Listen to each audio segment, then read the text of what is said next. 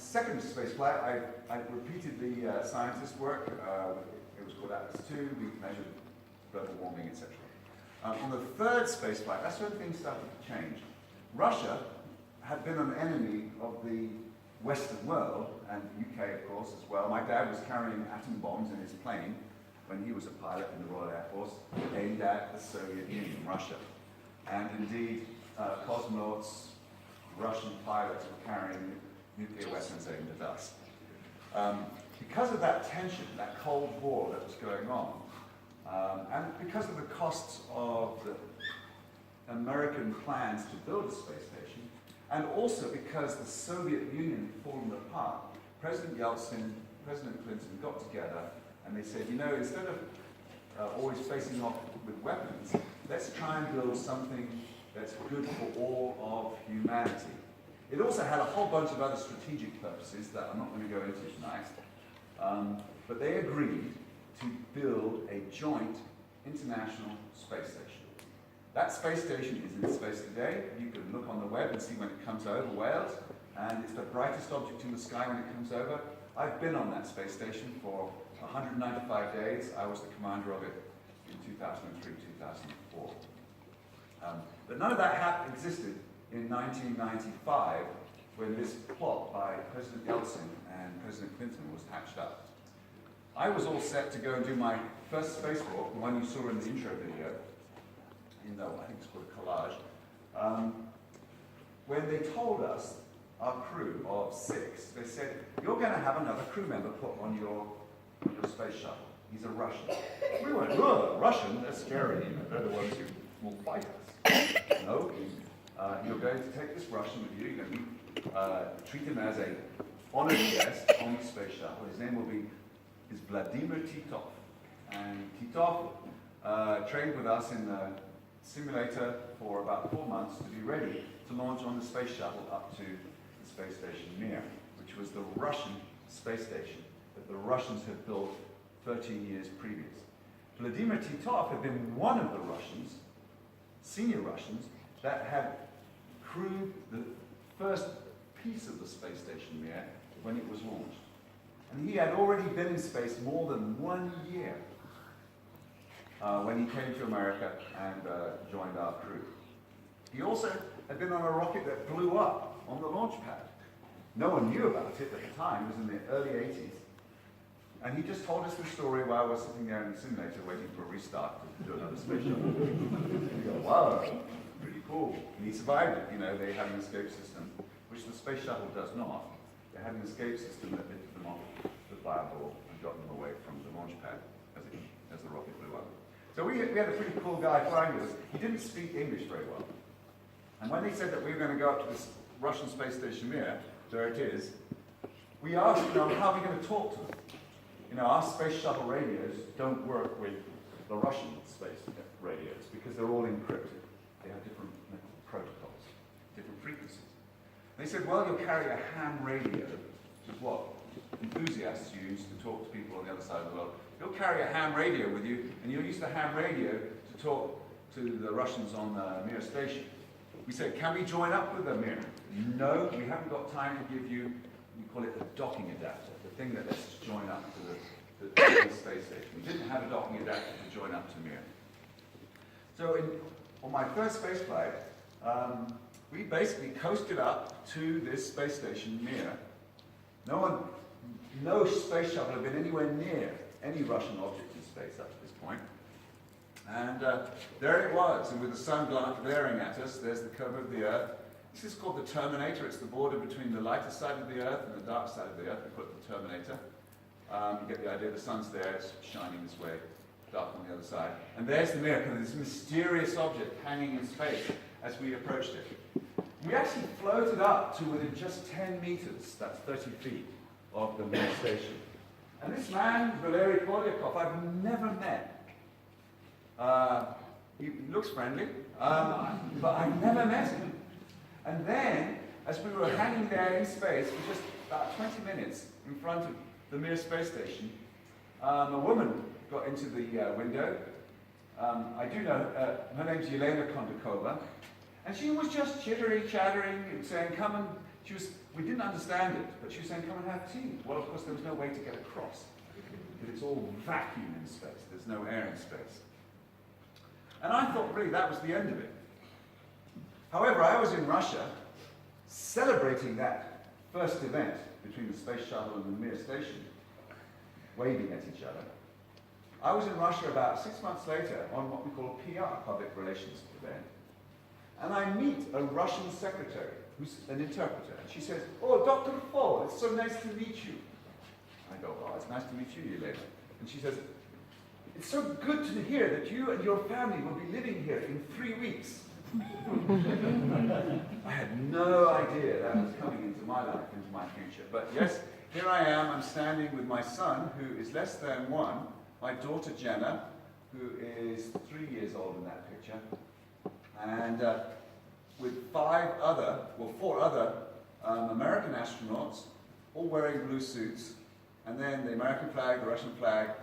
That is Yuri Gagarin, a statue of Yuri Gagarin. He was the first person to ever go into space, and he was launched by the Soviet Union. And this area is called Star City, near Moscow. It was a pretty strange change in my life over what I had expected to be another space shuttle flight out of Florida. Actually, the plan was that I would launch on a space shuttle to the Mir station. And I would be one of a series of American astronauts that would be there for 4.5 months. And, but however, and I thought when I got to Russia, I would be treated as a professional astronaut. Not really. I was treated as a guest that they basically wanted to monitor, control, and not learn much about the Soviet space program. So here I am with my hands in my knees, not allowed to touch any knobs, not allowed to touch any controls, and I'm jammed in next to a very experienced, he's the most experienced Soviet cosmonaut, Anatoly Solovyov, and Pavel Vinogradov.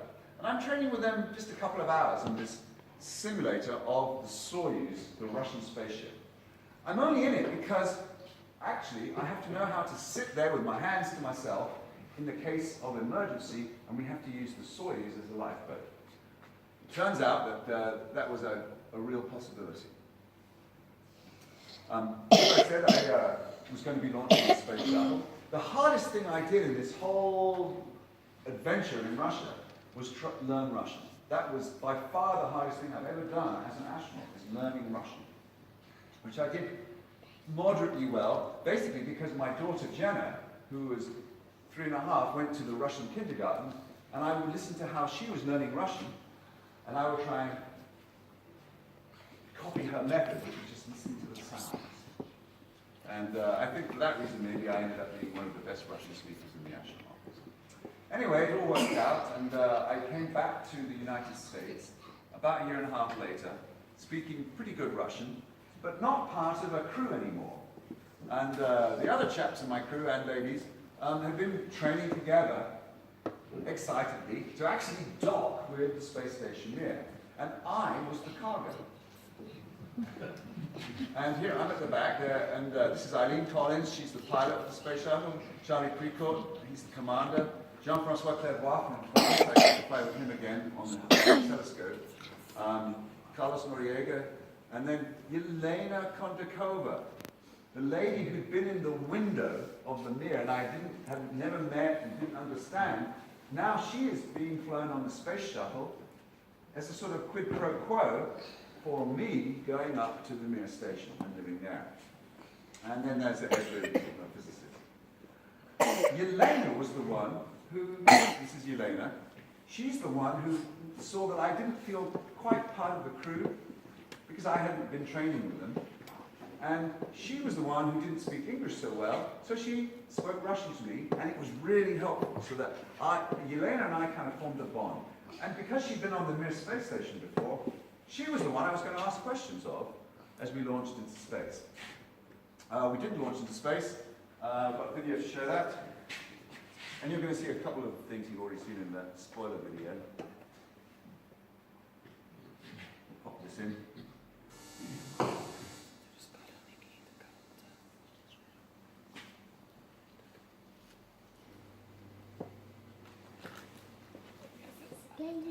Mission Commander Charlie Freeport, with pilot Eileen Collins, and Foale. So we walk out, it's a bit like going out into a football field, kissing and waving. But I'm pretty serious because I'm going away for 4.5 months from my family. The others are going to come home in 10 days. 10, 9, 8, 7. We have a goat remaining to start. Give one. 4, Three keys to 3, me. 2, 1. We have booster ignition and liftoff of the Space Shuttle Atlantis. And I'm on the mid-deck with the bottom of the space shuttle deck. It's just been shaken around along with Elena, with a kind of a cargo.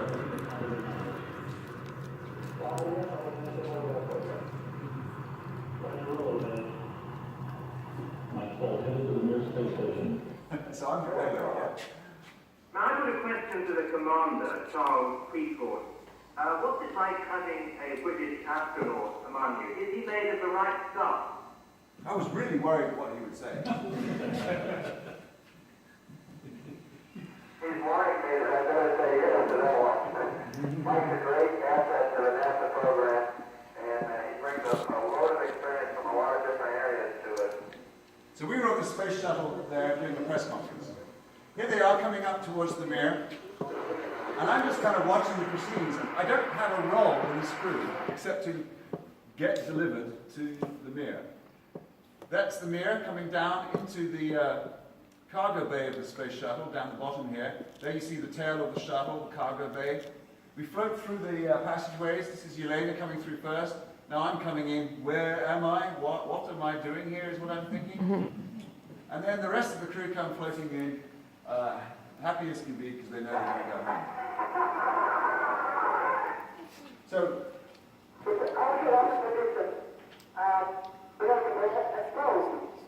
she's saying, she's offering bread and salt, which is a customary Soviet-Russian tradition. This was actually better. These are chocolate astronauts filled with brandy.